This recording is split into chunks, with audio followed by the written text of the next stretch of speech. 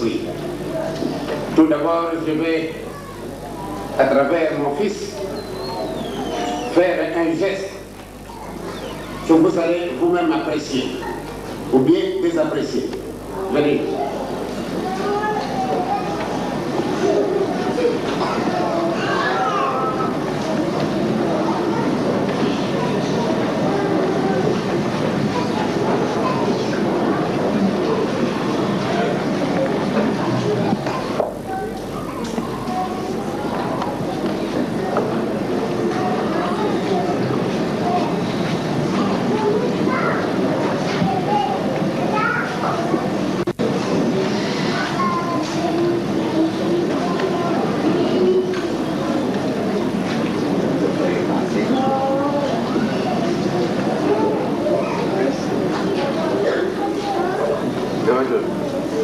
Regardez ce qu'il est en train de faire.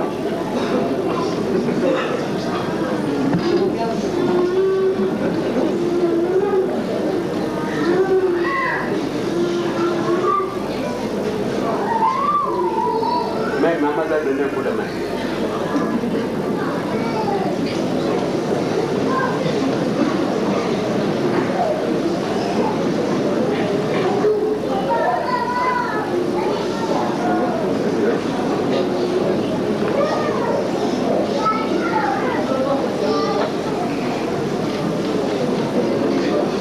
Je répète au nom du Père et du Fils et du Saint-Esprit.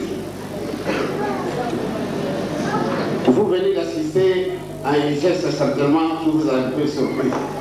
Et vous vous êtes posé des questions, mais pourquoi?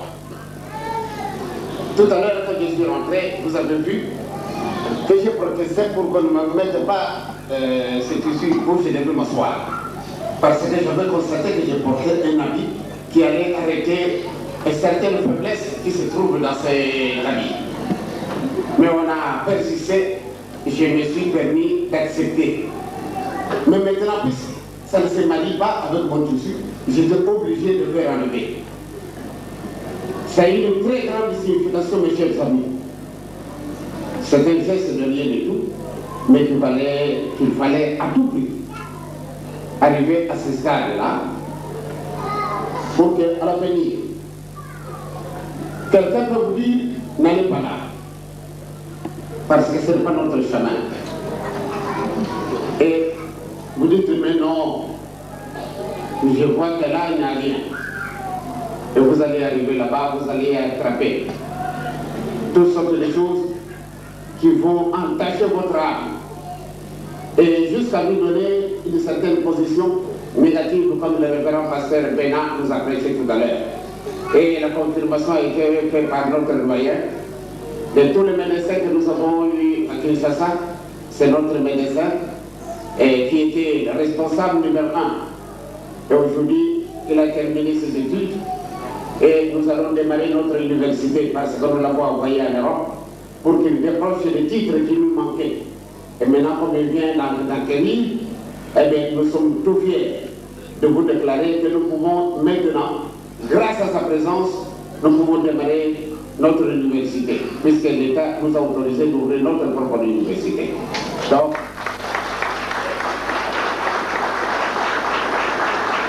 quand vous êtes ici en Europe, faites comme le docteur qui a fait. Il a ramassé le nécessaire, les choses qui nous sont indispensables pour donner un épanouissement certain à notre institution. Nous sommes au départ, nous avons connu beaucoup de problèmes, nous avons été persécutés durant 40 ans. Malgré la liberté que nous avons été donnée, mais je pense bien que les séquelles de la colonisation restent encore. Et grâce à notre savoir-faire, nous allons arriver à obtenir le meilleur résultat. Vous pouvez être certain que la victoire nous appartient. Parce que la vérité, il n'y a aucune bombe pour la détruire. Marchez selon la volonté de Dieu. Quand on vous dit n'allez pas là-bas, n'allez pas. Parce que je pense que c'est lui qui vous avertit, il nous voulait faire en connaissance de cause. Il nous a été révélé il y a quelque temps. J'ai entendu ça de la bouche de nos enfants. 400 ans, nous avons été prisonniers.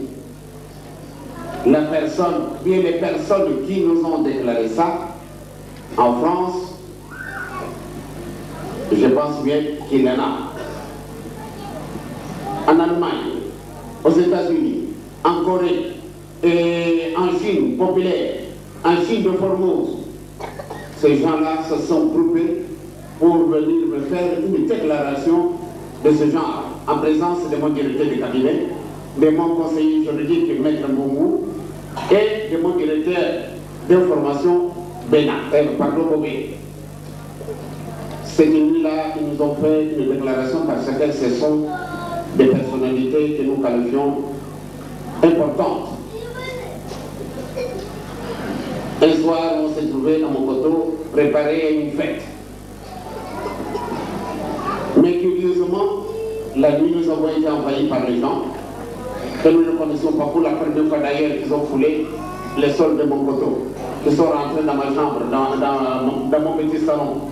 Ceux qui connaissent Mokoto savent très très bien ma petite maisonnette. Mais vous la connaissez.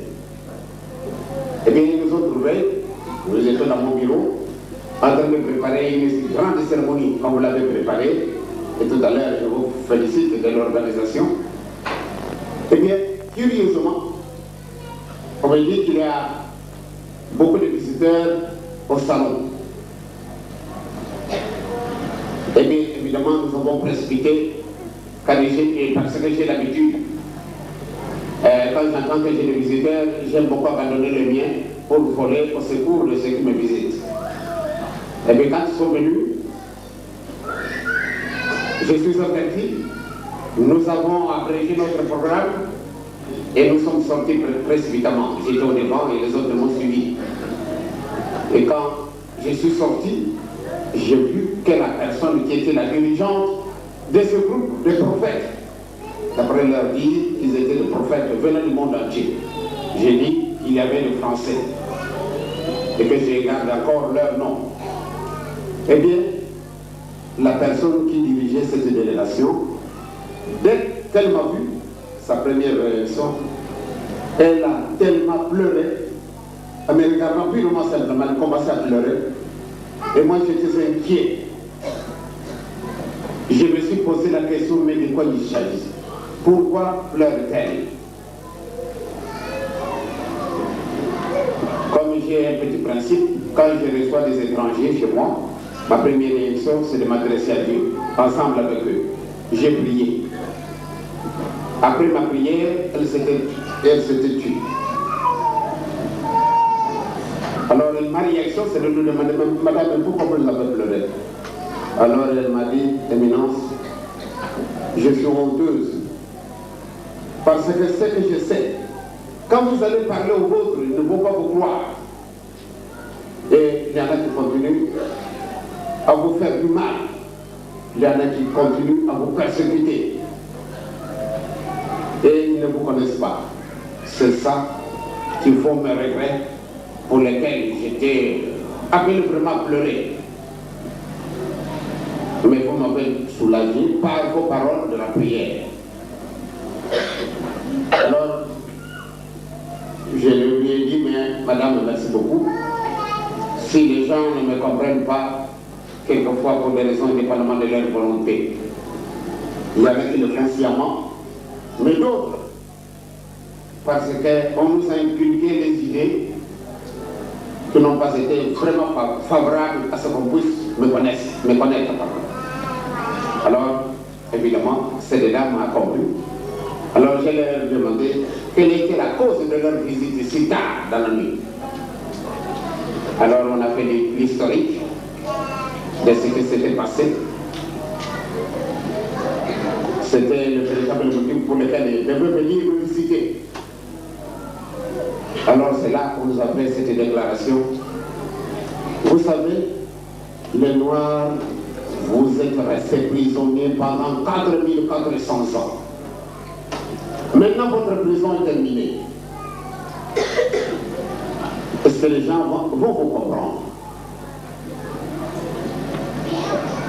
Alors, elle a continué. Et on a bavardé pendant des heures. Je suis patient. Tout à l'heure, quand les enfants me mettaient un peu cette banderole, vraiment, même les responsables étaient un peu, aïe aïe aïe, ça tarde. Il faut utiliser toute la patience. Je suis resté très patient pour laisser faire ces enfants qui étaient animés de bonnes intentions, mais peut-être certaines manières leur manquaient, qu'il fallait grouper tous les atouts pour permettre cette décoration que vous avez pensé me donner. Et quand elle avait terminé, vous savez, ce sont des intellectuels valables, Bénard, Maître Mourou, Bobé, eh bien, je pense que certaines questions étaient quand même nécessaires à ce qu'on les leur pose. On a dit que nous sommes restés prisonniers pendant 4400 ans. C'est là pourquoi nous avons été punis par Dieu. Et quand vous dites que vous êtes libérés, oui, nous sommes libérés. Est-ce que c'est une libération conditionnelle? Ou bien nous avons exactement purgé notre peine de 4400 ans? Et pourquoi nous avons été condamnés pendant si longtemps? Évidemment, la délégation composée de tous ces prophètes, au nombre de 32, venant du monde entier, il n'y avait aucun Africain, aucun Noir, je dirais. Mais pourquoi nous avons été condamnés? Eh bien, celle qui dirigeait la délégation a trouvé des astuces pour ne pas nous donner la vraie physionomie de cette condamnation. Mais nous la connaissons. Je vous disais l'autre jour, quand nous étions à notre table, le 12 octobre, si nous examinons réellement, est-ce que c'est vrai, nous avons été punis ou bien pas? Mais quand vous rentrez en profondeur, vous allez découvrir qu'il y a une réalité dans ce qu'elle nous a dit, que nous avons été prisonniers pendant 4400 ans. Nous avons pris en considération certaines phrases utilisées par cette délégation, et quand nous les avons mis réellement en place, et nous les avons profondément étudiés, nous avons découvert qu'il y avait quelque chose pourtant. Mais pourquoi nous avons été condamnés? Examinez-vous. Et je vous disais vendredi que vous pouvez rester en Europe pendant 1000 ans. Votre époque restera la même.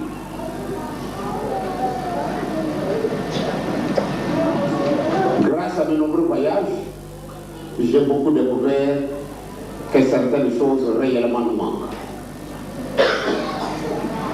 Nous sommes arrivés en Australie avec mon directeur de cabinet ainsi que ma femme. Et bien là, j'ai trouvé nos frères et sœurs aborigènes. D'ailleurs, immédiatement après avoir été en Australie, c'est ici où nous avons atterri, en 1980. La première réponse, plutôt la première question que j'ai lue en Australie, on descendait de l'avion, on devait remplir les formalités d'usage pour entrer dans un pays donné, rien à faire, il faut certaines formalités. Et bien tout d'un coup, la délégation qui était avec moi dans l'avion, sont des Français, sont des Anglais, sont des Américains. Alors ils sont venus directement parce qu'au moment où on devait attendre jusqu'à terminer les formalités, ces frères sont venus courir derrière moi. Et maintenant, nous voyons vos frères dehors. Mes frères, eh bien, j'ai commencé à être inquiet. J'ai dit, je vais terminer d'abord le débat. Et je termine d'abord les formalités avant que je ne prenne le temps d'aller les rejoindre. Oh non, non, non, franchement. Si il faut même demander à votre directeur de laisser, mais vous précédez. Ce que j'avais fait, nous sommes partis avec ma femme, nous trouvons 4 noirs. À Melbourne, 4 noirs. Les 12 mai 1980, à 7h15 du matin que nous sommes arrivés là. réaction de ce petit groupe de 4 personnes, dès qu'ils m'ont vu commencer à pleurer. Je vis réellement, puisqu'ils avaient un placard qui disait, voilà, nous cherchons son éminence. Je me suis présenté, c'est moi. On me regarde, il avait un vieux de 75 ans. On me regarde. Quand je me suis présenté, c'est moi. On me regarde et on me dit, non, ce n'est pas vous. Vous êtes trop jeune pour être le fils de Papa Simon Kimbaou.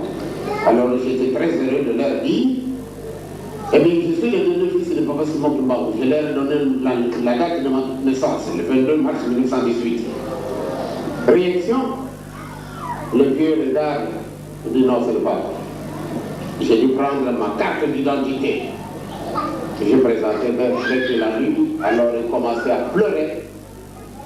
Vraiment, moi-même je ne pleure pas quand quelqu'un meurt, je ne pleure pas. Mais ce jour-là, j'ai eu des émotions. Un vieux comme celui-là qui devait pleurer. Et les 3 autres l'ont accompagné. À un moment donné, moi je ne pouvais pas me contenir, je versais des larmes. Et ma femme me voyait papa pleurer. Allez, il s'ajoute. Donc, eux à 4, et nous 2, nous avons conjugué les efforts ensemble. C'est-à-dire, je pleurais comme eux, parce que j'étais tellement émotionné. Par après, je me suis ressaisi, je leur ai dit, mes chers frères, je suis vraiment le fils de Papa Simon Kimbaou. Je voulais leur présenter la main, non, ils ont refusé. Alors ils m'ont posé la première question. Si vraiment vous êtes le fils de Papa Simon Kimbaou, vous pensez que Papa Simon Kimbaou, il est simplement comme vous autres qui habitez l'Afrique? Et nous autres, quel est notre ancêtre que vous connaissez qui est au ciel? Dites-le-nous, pour que nous puissions nous adresser à lui. Alors ils ont pleuré, et moi aussi, j'ai l'air de donner plein de ma raison, alors moi aussi je pleurais. Mes chers amis, la seconde question, est-ce que nous aussi nous avons été créés par Dieu? Imaginez un peu, mettez-vous à ma place. Quand vous devez entendre des choses, quelle serait votre réaction? C'est-à-dire, ces gens-là m'ont mis dans une position vraiment compliquée. Je me pose la question de savoir si eux aussi ils étaient des créatures de Dieu. Je leur ai donné toutes les réponses qu'il fallait. À un moment donné, ils étaient convaincus que réellement ce que je disais c'était ça. Les aborigènes,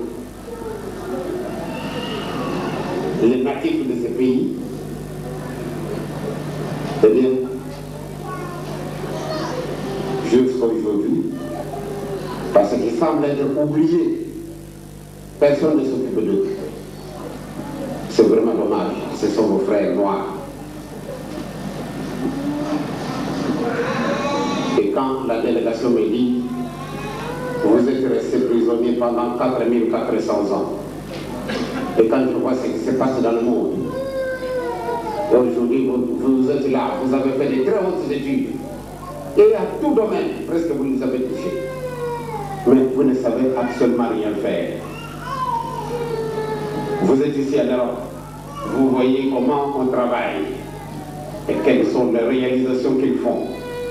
Aujourd'hui, je dois utiliser ces appareils pour m'exprimer, les habits que je porte.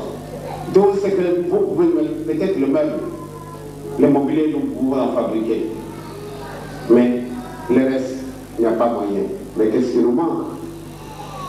C'est pour cela, monsieur Benjamin, vous devez d'abord vous découvrir qui êtes-vous.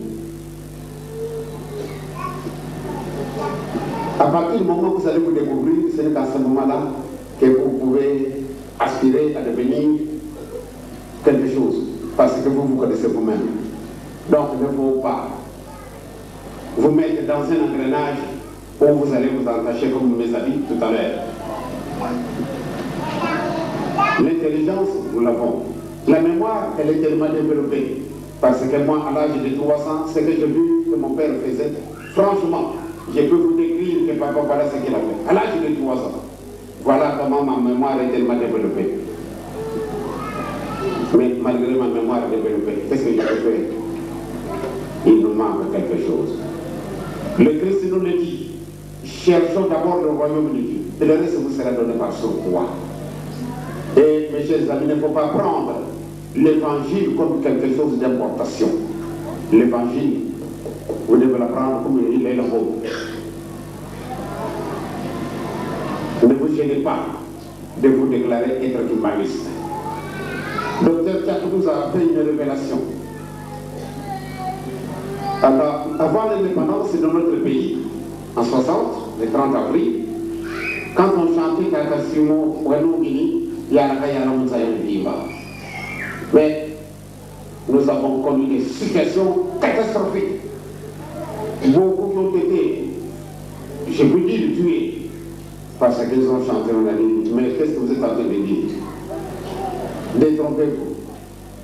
Vous continuerez à vous faire persécuter parce que nous ne pourrons pas avoir une institution de la création nègre. Et aujourd'hui, vous êtes en France. Et vous êtes en train de jubiler. Vous chantez le nom de Papa Simon Toumba. La France vous accepte de vous installer ici. Eh bien, je pense bien que si on avait combattu Papa Simon Toumba, parce qu'on a vu en lui quelque chose.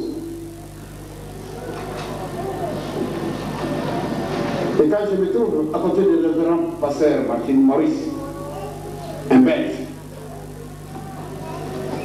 devenu notre pasteur, pour moi, c'est une grande victoire.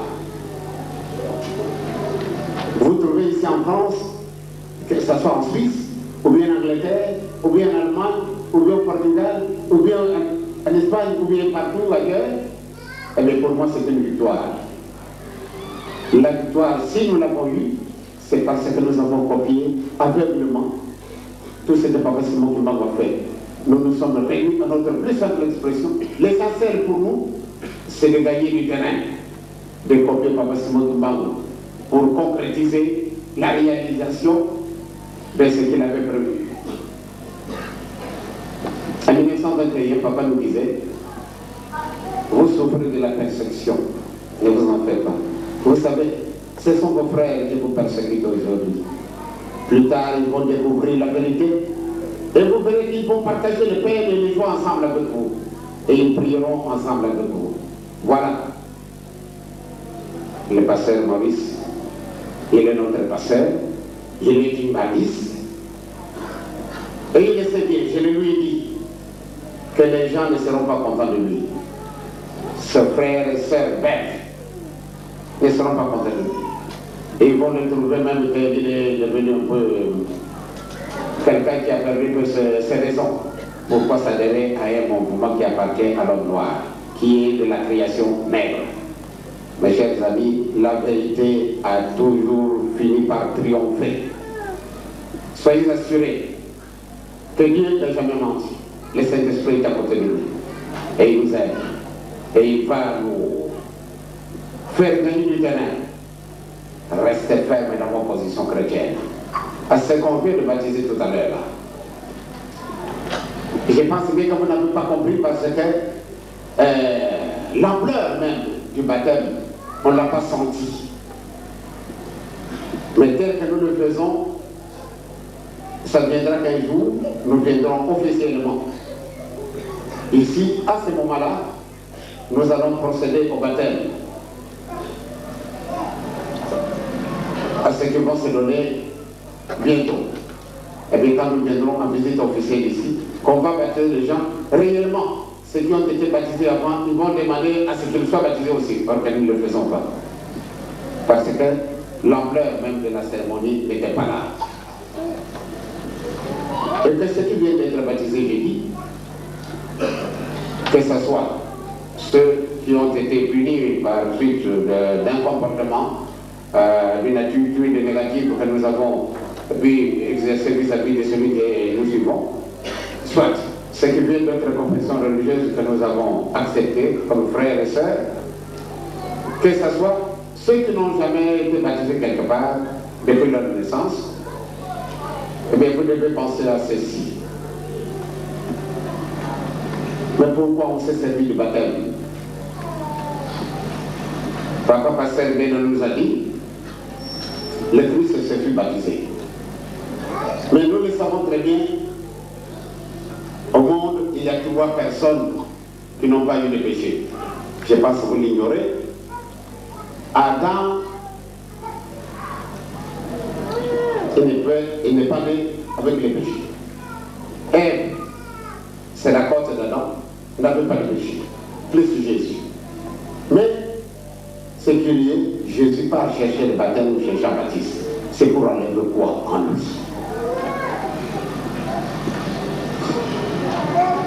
C'est vraiment curieux. Ce sont ces 3 personnes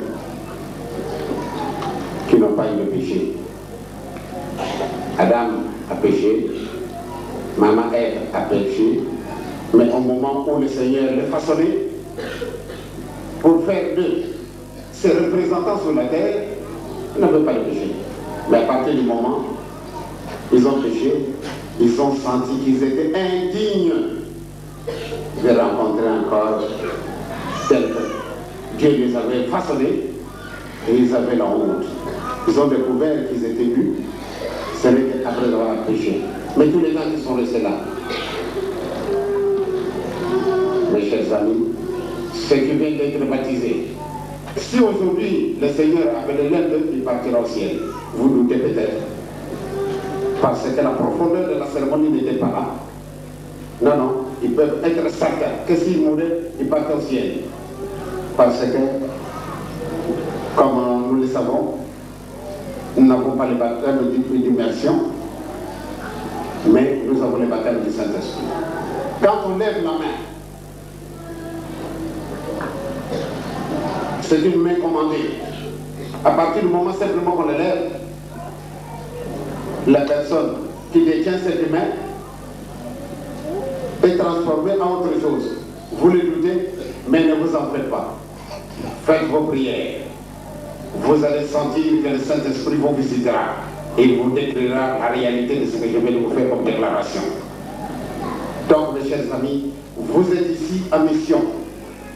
L'homme noir est resté prisonnier pendant 4400 ans. Mais la prison, on l'a. Ou bien on est prisonnier pour avoir commis un délit quelconque. Vous êtes marché contre la volonté de l'État, il n'y a rien à faire. Il faut punir. Mais nous avons été punis depuis 4400 ans. Et on nous déclare que notre punition ou bien notre prison est terminée. Est-ce que c'est une libération conditionnelle? Est-ce que nous avons perdu, nous avons purgé notre peine? C'est pour cela que notre peine, notre prison était terminée. Et je pense bien que chacun de vous n'a qu'à effectuer certaines recherches pour se découvrir. Si vous ne vous découvrez pas, mes chers amis, nous allons rester toujours les mêmes. Vous êtes en Europe, vous faites des très hautes études. Mais vous arriverez en Afrique, vous n'aurez rien à réaliser. Pendant notre visite aux États-Unis, eh bien, j'avais découvert beaucoup de frères noirs qui sont là. Mais, en ce moment-là, en 65, il y avait, les noirs ne pouvaient pas rentrer dans un temple où se trouve le blanc. Les blancs ne peuvent pas rentrer dans un temple où se trouve le noir. J'avais trouvé que c'était injuste, mais voyez-vous, quand j'ai posé un peu la question, parce que j'avais trouvé, soit à Washington, soit à New York, soit à San Francisco, soit à Boston, parce que j'ai fait 2 mois aux États-Unis. Et toutes les grandes villes américaines, je les connais. Nous les avons visitées. Mais partout, c'était la même chose. Donc les Noirs ne pouvaient pas aller dans un temple, dans une maison de Dieu. Mais il y avait quand même 2 positions. La position négative, les Noirs ne pouvaient pas rentrer là où prit le blanc. C'était pénible. Mais nous autres Africains, quand nous arrivons là-bas, on nous reçoit dans les temples de blancs. Alors, quand nous sommes arrivés à San Francisco, non, à Los Angeles, bon, au moment où le culte a commencé, j'ai vu un frère noir qui est rentré par une porte secondaire. Il vient s'asseoir à côté de moi. au moment où le révérend pasteur prêchait, et j'ai vu ce frère noir, il a fait des gestes qui ne m'ont déplu. Pourquoi? Au moment où on était parlé, on parlait par l'honneur de Dieu, et ce frère noir, pendant qu'on parle. Eh bien, nous avons voulu l'empêcher, mais il a dit, éminence, je vous expliquerai après. J'étais honte, et nous avons dû accepter à ce qu'on après même la cérémonie. Alors maintenant, ce frère noir, quand je lui ai demandé, mais vraiment, vous avez fait ma honte. Il dit non, éminence, c'est vrai, vous êtes indigné de mon geste, mais nous l'avons fait en connaissance de cause. Nous avons voulu vous entendre, vous aussi, puisque vous n'avez pas été invité par nous. C'est le gouvernement américain qui vous a invité. Il vous présente simplement d'une face. Et de l'autre face, il ne le fait pas. Pourquoi on doit vous inviter dans un temple où se trouve simplement le blanc? Vous êtes la carte. Pourquoi dans un pays comme l'Amérique, où il y a des millions de Noirs, pourquoi on n'a pas voulu nous associer pour que nous puissions vous écouter aussi? Et j'ai cherché par tous les moyens. Donc j'ai dû casser une porte là-bas pour me permettre de vous attendre ici. Et je suis venu faire le vacarme expressément parce que ces gens ne nous acceptaient pas. Nous qui habitons l'Amérique. Et vous qui venez de l'Afrique, voilà comment on vous reçoit. Regardez comment on vous a installé. Donc on vous a présenté une physionomie. Donc le misère de vos frères noirs, et nous sommes tous de l'Afrique, regardez comment on nous traite. Donc c'est vous, on vous accueille pompeusement. Donc il y a une situation. Nous, on nous refuse, nous sommes des Noirs comme vous, on nous refuse. Vous, venez de l'Afrique, on vous accepte. Papa, imaginez vous-même. Alors il a tapé encore sur la table, j'ai dit merci beaucoup, je vous ai compris. Et il est sorti. Voyez-vous? Donc il nous manque quelque chose. Et nous devons le chercher. Et il y a moyen de le découvrir. Nous sommes la seule institution qui a franchi les océans. Vous pouvez porter votre uniforme tel que vous le portez.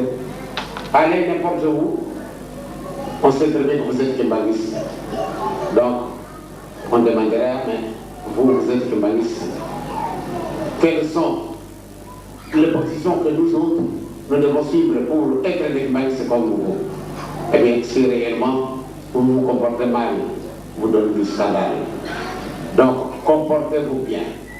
Le révérend Ben vous l'a dit. Nous ne dansons pas, nous ne fumons pas, nous ne prenons pas de l'alcool. C'est vraiment compliqué. Mais parce que nous voulons suivre Papa Simon Mbangou, cette voie qui est la plus épineuse que toutes les autres voies. Mais nous l'avons acceptée parce que nous voulons réellement découvrir où se trouve la vérité. Donc, je dis encore une fois, la vérité, il n'y a aucune bombe pour la détruire. Nous allons continuer à nous développer si vous suivez les trois principes que je vous ai donnés. L'amour doit être un amour sincère. La grâce me dit commandement de Dieu. Et Jésus nous dit, je ne suis pas venu pour enlever ni ajouter ce que papa ou bien Dieu a donné à Moïse. Ça reste valable et ça restera valable éternellement. Appliquons-le. Appliquons-le. Nous allons découvrir les réalités. Tout à l'heure, là, j'ai suivi un cantique. Je pense que la chorale fraternelle. Le premier cantique que vous avez chanté, si vous voulez bien répéter ça. Le premier, parce que vous avez chanté deux, mais le premier.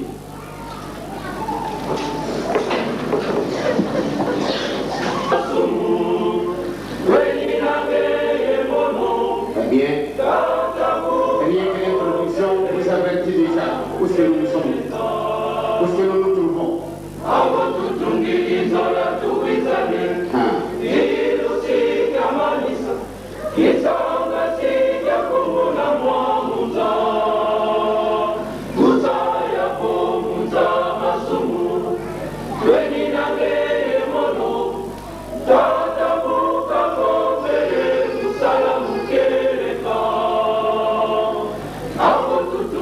Zola tu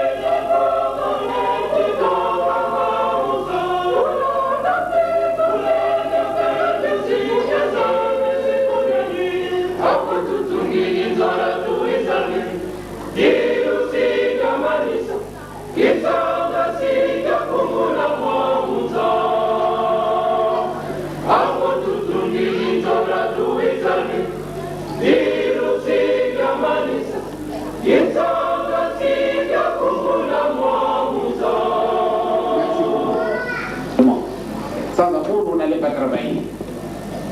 Donc nous ne sommes pas là pour nous éterniser. Je suis vraiment très heureux de ce que vous avez fait pendant mon séjour en France.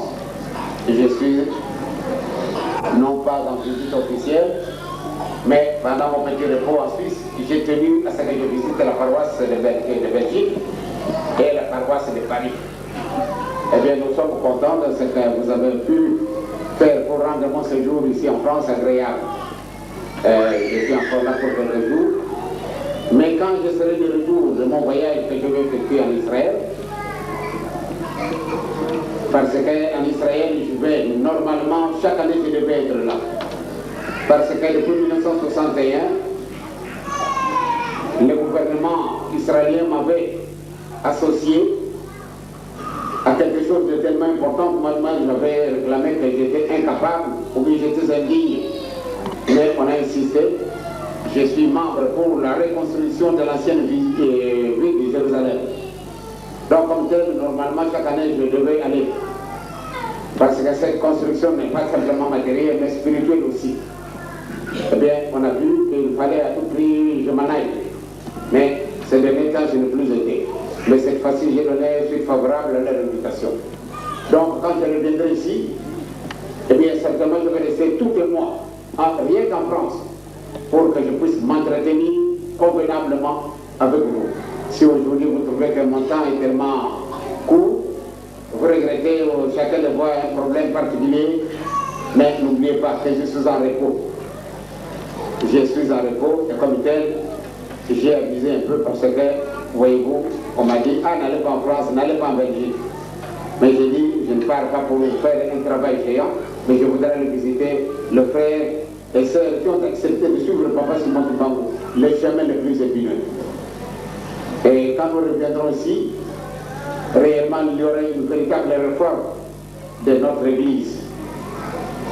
Vous allez connaître un peu certaines positions qui n'ont jamais été publiées jusqu'à présent. Mais quand je reviendrai ici, si c'est possible, le mois prochain ou bien décembre, ou bien janvier, ou bien février, je me verrai. Alors je resterai longtemps ici. Sinon, encore une fois, mes chers frères et sœurs, je vous remercie de l'accueil et de toutes les facilités que vous m'avez accordées. Merci.